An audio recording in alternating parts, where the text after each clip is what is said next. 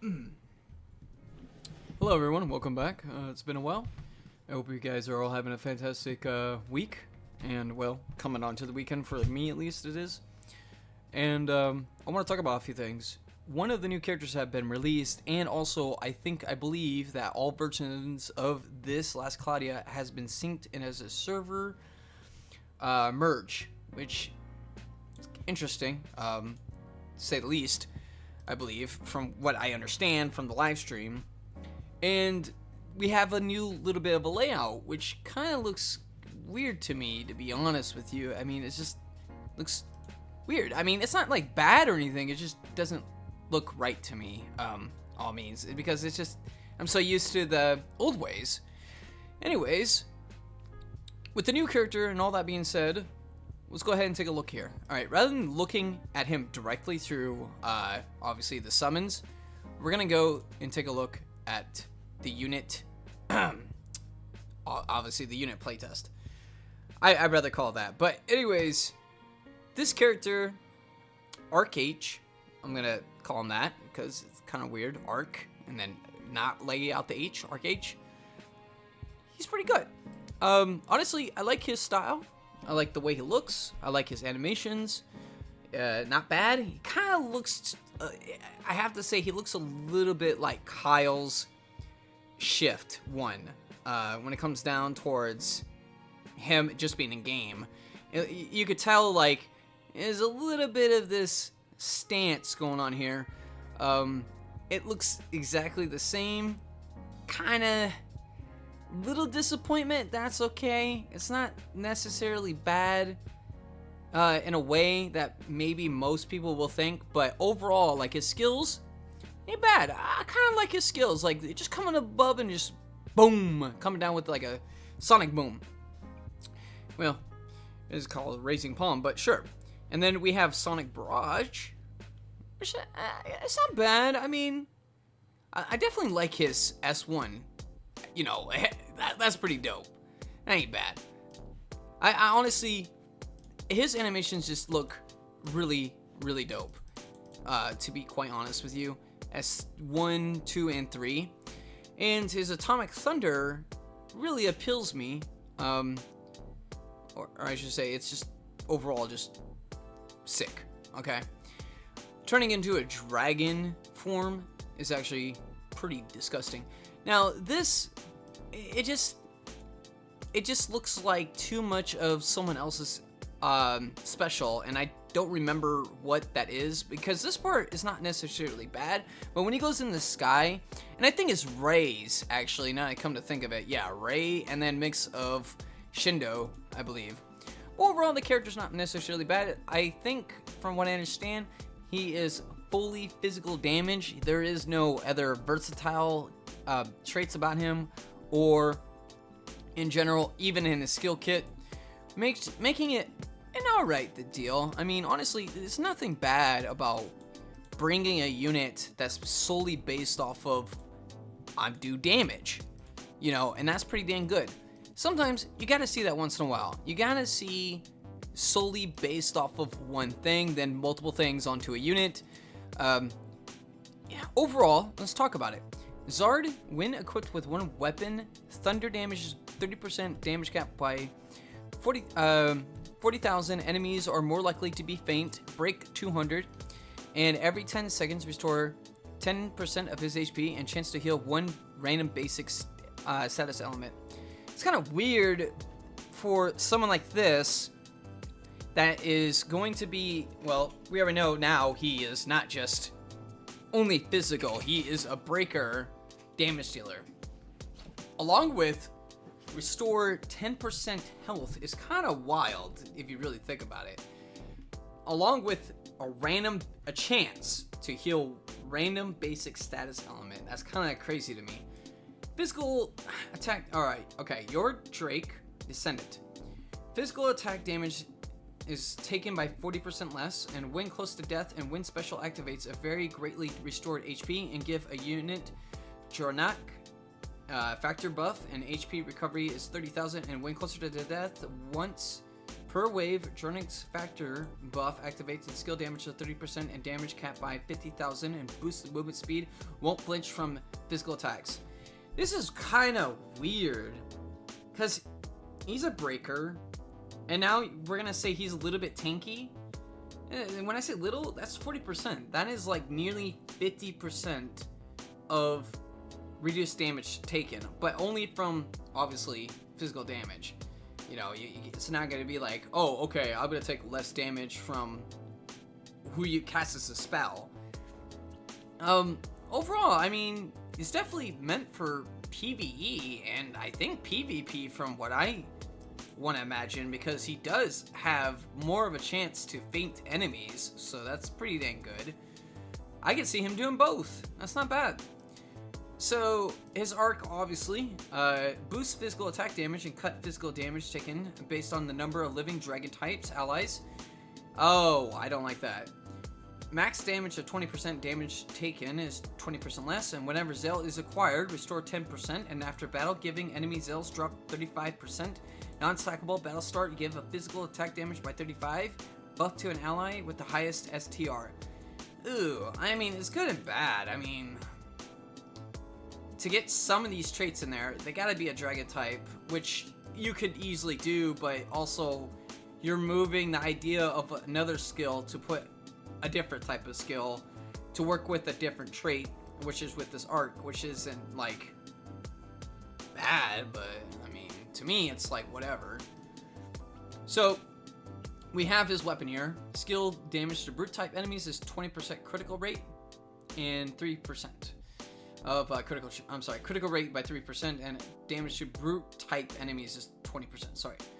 And the strength is 273, and an MP, and the tribute is fire, which doesn't make sense for him to have a weapon on his own Arkh made of fire when the character is thunder. Like, he's thunder. He's not fire. He is thunder. Doesn't make any sense. So we have his charisma, all allies, anti-type damage. Anti-type damage, 20% damage capped by 20,000, and anti-type attack damage taken by 25% less. Weird wording. Sure. So we have attack up 4. Heroism is 4. It makes sense. Critical is 3. Dragon mastery. I forgot what this was. Okay, so when unit is a dragon type, give physical and magic damage and special counter anti-god type effects. Damage from gods is 10% less, and special damage is 20%. Okay, I mean, yeah. Anti-type effects is 50%. So we have auto haste, awaken, close to death. You basically get a huge like healing and also increase in movement speed, and you know, obviously strength and defense is increased. Thunder Drive is increasing his overall special and physical damage. We have Thunder enhancements, you know, just increase of damage and Thunder. Obviously, he is a Thunder character. We have Armor HP plus. So, are they trying to make him into a little bit, like I said, a little bit of tankiness? This is not necessarily bad. He definitely fights bosses, Ambition, with physical attack enemies with more HP than a unit. Physical attack is increased by 20%. Dragonol Pride and continuous. Oh my god. Continuous Grand Brave and critical effect. Boss wave start is 50% or more. That's not bad. Apex Origin.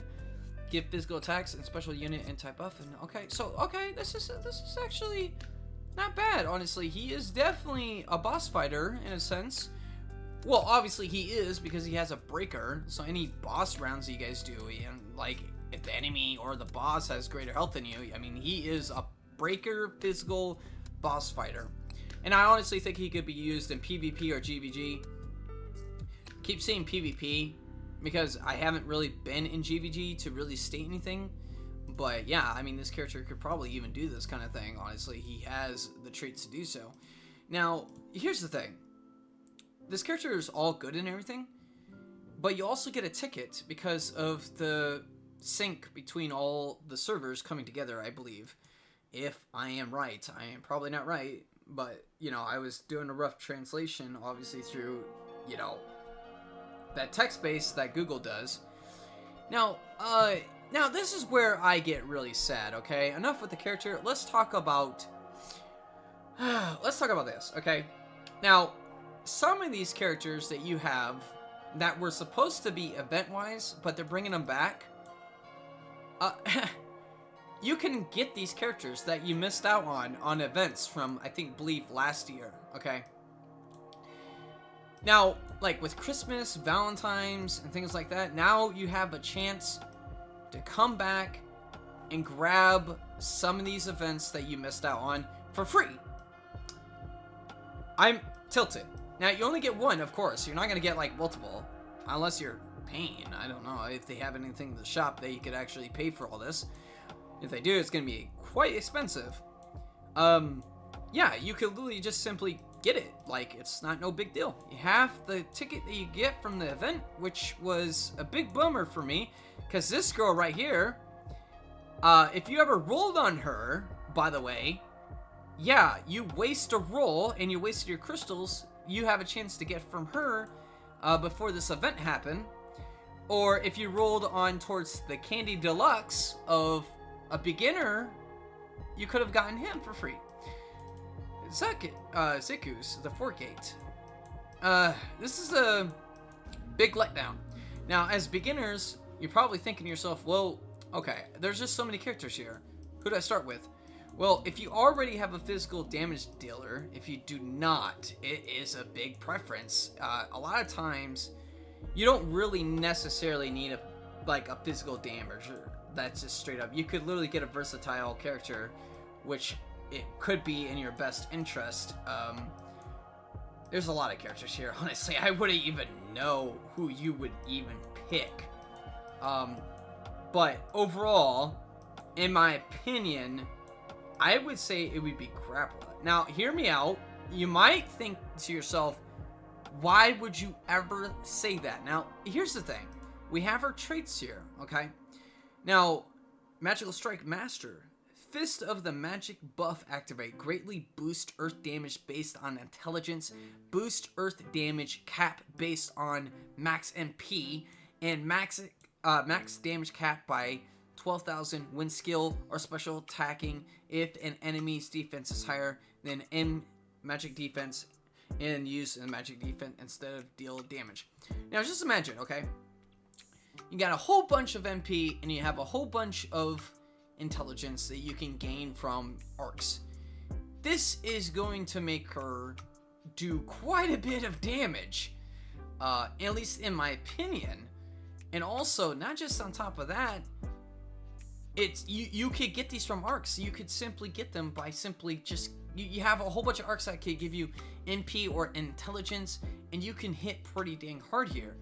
Now, if we go to her second trait, Unity of the Sky and Sea. Now, when obviously one weapon is equipped and skill and special damage is 120% and special cap by 15. Now, so when another ally has Earth skills, and add the effects below the blue sky charisma and boost the effects based on the number of allies with Earth skills, excluding skills that skills that change the Earth skills under certain conditions. Boost Earth skill damage by special damage and damage cap by more, and max 20% and damage cap by 6,000. And when equipped with one weapon, boost Earth skill and special damage cap by max of 8,000 and cut magic damage. This is a lot, okay, to go based off of it. So if you have units, it's kind of hard to go based off of this because just sadly, because one, you have to have Earth units, or they have to have Earth damage at least, or abilities based off of this, and I think it's based off of obviously their abilities. But if you have Earth characters, if you could get them, she was gonna hurt. She's gonna do a lot of freaking damage. Now, if you don't want something like this, fair enough, because it's a little bit tricky, but she does hurt. In my opinion, my next guy, in my opinion, actually, there's a lot of characters I could probably go with this. Where is he? He's rolling, shift rolling, right here. Now, this character is pretty dang good. He has healing. He could be a tank. He could do damage. He has skill resets. He's a light character, you know, overall, his ultimate, or I should say his special, is good. It's just, this character's good, okay? He's just straight up good. You don't need anybody to be based off of him or looking for certain characters to work around him. He's just good overall. He's a versatile character that can work into a comp that you need him to work with. When using a skill or damage, when using a skill, damage taken by 50% less, can't be interrupted by most attacks, and when using a weapon as equipped by one sword, chance to boost skill count based on the number of living allies with that unit. When max 3 allies are alive, skill 1 it does 3+ hits, skill 2 does 6+ hits, skill 3 is going to be 9 hits, okay? It's pretty dang good. So, if everyone's alive, no more damage is going to do. Overall, in my opinion, I don't think that really matters. He does already great damage. So, Heroic Lord is a light damage by 30%, damage cap by 8,000, and when using trance, boost skill damage by damage cap. Effect changes based off of the amount of MP used, and when activating trance at max MP is 500 or more used, damage is increased by 150,000 and damage cap by 30,000. This is quite insane. Overall, like, these are the characters I would pick, in my opinion, because he has got guard charge, he's a tank, he's a DPSer, he could heal his team, he could tank for his team if you want him to, he's a godbuster, he has a light attack risen, he has royal feast, so at the battle end, fully restore all skills of SCT and greatly recover HP. This is crazy. This character is just good. Now, you might think to yourself, well, there's better. Yeah, there are better, but this is a versatile character that can work around anything, okay? Now, maybe you don't want someone like this. Maybe you want someone that's based off of being magic damage. Then Maja would be your go-to guy. Now, I really don't want to go through all this because I'm getting close to the 20-minute mark and no one's going to, like, watch this for 20 minutes. Sorry. Now, if you want a healer, we go to Spirit Maiden Theria. She's a very good healer. She is the top healer still. No one's going to outbeat her. And then you would probably go with Sarah if you want someone that actually buffs and heals at the same time. Spirit Maiden Theria is basically just a survivability builder. She'll make sure everyone can survive at the end of the round. If you want someone that builds damage, or I should say buffs her team with damage, is Maiden Biting Sarah. Now, if you're looking for a tank, it's kind of hard with this one because if you want a pure tank, basically that's what we all want. We don't want no just tank that can be a bruiser or anything. I think Goroth the Insensible, oh my god, I can't talk, would be a great tank for you. We could look at Goron the Crystal. Where is he? I don't even think he'd be in here. I wouldn't even use my ticket on this. But yeah, overall, yeah. I wouldn't even use my ticket on Goron the Irresistible or Intangible, whatever his name is, because you could get it on rerolls. Like when you start off the game, you can get them like that. Okay, so do not waste tickets like this. So focus on towards picking out a DPSer or even, oddly enough, a healer. Okay, now healers are kind of hard to go by, so you could still get them. So all means, don't think that you're not gonna get these characters. You can get these characters. From just re-rolling enough times and focusing on getting your comp ready. So yeah, all of these characters are still oddly good. They're not necessarily bad, but if I had to pick out my favorite character, it would be Baron right here, dude. This character's just sick, okay? Enough said. I don't need to say any more than this. He just pierces through people's like defenses. I mean, he's just straight up just freaking good, okay? I love this character. You know, I don't even care what anybody thinks. But anyways, yeah, that's all I have to say. Have a wonderful day and be safe, everybody.